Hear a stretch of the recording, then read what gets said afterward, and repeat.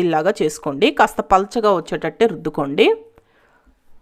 ఒకవేళ మీకు ఇదంతా చేసుకోవడం అంటే సమోసా షీట్స్ చేసుకోవడం ఇబ్బందిగా అనిపిస్తే మార్కెట్లో మీకు రెడీమేడ్గా దొరుకుతాయండి.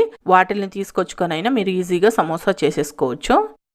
చూడండి, అన్ని చపాతీల్ని ఇలా కాస్త పల్చగా రుద్దుకొని ఏదైనా ప్లేట్లో వేసుకొని పక్కన పెట్టుకోండి.